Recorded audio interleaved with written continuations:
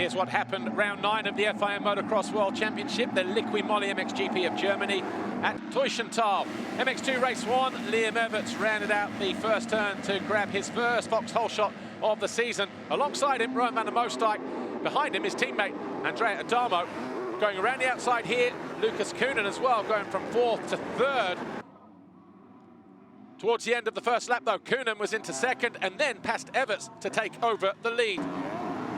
Mikkel Harp wasn't so fortunate, though. He fell from 8th place after tangling with Marcel Stauffer. He would come back from 30th to 8th. Then a mistake from Everts, going from 2nd to 3rd. That allowed van der Moosdijk to go through, and he would stay there for almost half the race. Everts, though, found a way back past on lap 11.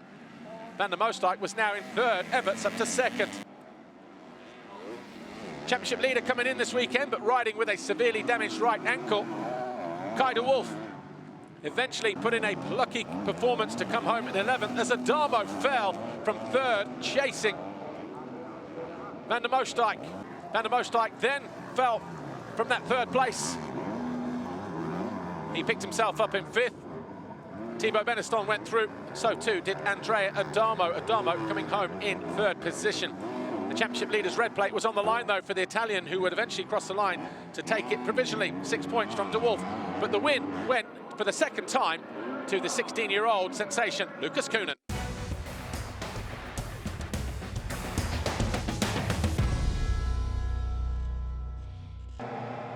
Capitalising on his best Ram qualifying race position, 2nd on Saturday, Liam Everts with a 2nd foxhole shot. But not for long, because the other side of Liqui Moly Mountain, Lucas Koenen was through. Everts was down to 2nd. Adamo 3rd, but he was quickly put back into 4th by Jago Geerts, the Yamaha man splitting the 2 KTMs. Adamo eventually got the better of Geerts to move into 3rd on lap 3 in what was a damage limitation exercise for the Belgian. Van der Moosdijk made a mistake whilst in 5th place. Beneston went through, and a couple of laps later, so too did the 11 of Mikkel Harp. Harp was now up in the 6th place. Thibaut Beneston eventually moved into 4th place with this pass on Jago Geerts, and then heartbreak on lap 11 for the race leader and potential Grand Prix winner as Lucas Koenen went out of the race. And you can see the frustration from the young 16-year-old sensation. That handed the lead to Liam Everts. Meanwhile, Jan Panzer got the better of Isaac Gifting to move up a couple of positions. Then Kai de Wolf fell from 9th down to 11th to get back to 10th in the last couple of laps or so. Panzer wasn't done yet, though. The privateer rider got himself into 6th with this move on Geerts. What was a stunning performance for the Slovenian, but so too was this Liam Everts, rounding out lap 18 with his first ever race win. It's also his first career Grand Prix victory in MX2. And that's now 125 Grand Prix wins for the Everts family. Obviously, Stefan Everts getting 101, Harry Everts getting 23, and now the first on the board for Liam Everts. But Adamo now leads the championship and takes the red plate for the 2nd time this season. He's 13 clear of Beneston. De Wolf falls further back, and Moosdijk and Geerts ran out the top 5. But what a day for Liam Everts, and what a day for Red Bull KTM as they lead again in MX2. No, it was so hard last 8 minutes. It felt like an eternity. But I tried to stay smooth and count down the laps, you know, keep going, keep the rhythm. And I knew Andrea was not closing, so I just took it smooth and just kept going, and yeah, that's what I did. And yeah, like you said, hard work pays off. I just got 100 to go now. So.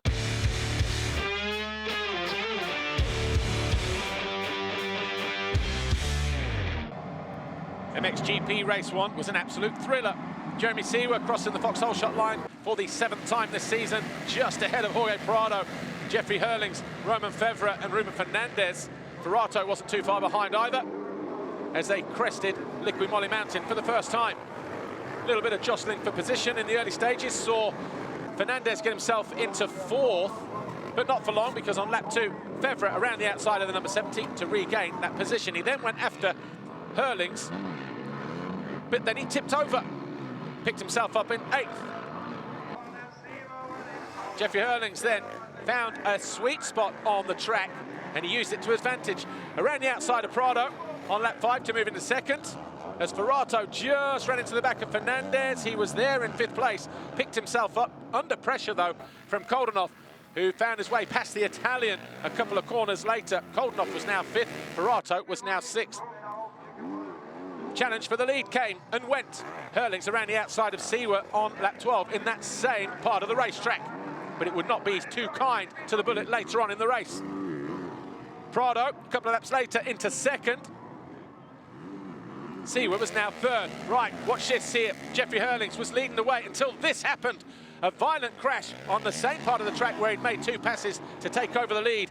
He picked himself up, he was battered and bruised, and somehow he battled on for 1 World Championship point. He came home in 20th position, but he was clearly in a lot of discomfort and pain.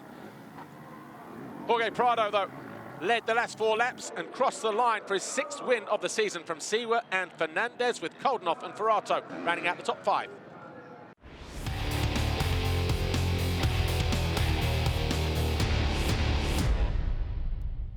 Heading into race 2, Prado now found himself 42 points clear at the head of the field, but once again, it was a Yamaha who grabbed the foxhole shot. This time, Glenn Koldenhoff for the 2nd time this season. Roman Febvre just lit up midway through the turn there, but it was Prado to the outside in 2nd. But watch Jeremy Siwa here, 1 mistake there and another one moments later. That saw Ferrato run to the back of him, and then the 77 of Lupino. Valentin Guillot picked himself up in 24th place and battled back to 13th. Then, watch this, Febvre down from 3rd as he closed in on Prado. He picked himself up in 5th behind his teammate Mitch Evans, quickly found his way by, and then took 3rd from Ruben Fernandez on lap 8. Round the outside of the Spaniard. Fernandez just going through the motions, trying not to make any mistakes and pick up as many points as he could. Jeremy Siwa, after that 2nd turn crash on the charge, passed Mitch Evans for 5th. That's where he would stay, but the lead changed on lap 16. A mistake for Koldenhoff in the left-hander at the top of the hill allowed Prado up the inside, who was gaining anyway. A mistake from Fernandez allowed Siwa to close, but he wasn't able to capitalize, and Siwa would stay in 5th. Ruben Fernandez would cross the line in 4th behind Roman Febvre. But for the first time this year, Jorge Prado went 1-1 to win for the 2nd time this year. It was his 70th career race win and Grand Prix victory number 38 to tie Michael Pichon 8th on the all-time win list. So a perfect day, literally, for Prado, as he won the qualifying race and the 2 races. Koldenhoff and Fernandez join him on the podium. And Prado now 67 points clear of Jeffrey Hurlings. We don't know yet the damage to Hurlings or whether he'll even line up in Indonesia in 2 weeks' time. But your podium, Prado, Koldenhoff, Fernandez. And the red plate still belongs to Jorge Prado. That 2nd one, we had to work hard for the win. Glenn having a very good rhythm up front. Good lines, difficult to pass. And yeah, I tried a couple of times to change lines, then I lose some meters. I came back to him and I waited till the last laps. I felt like I was quite strong, and yeah, he made small mistakes and I was very close, just in the perfect part of the track, and I make it happen. So I'm super happy. Going yesterday 1, again 1-1 today. It's just a perfect weekend for me for the championship.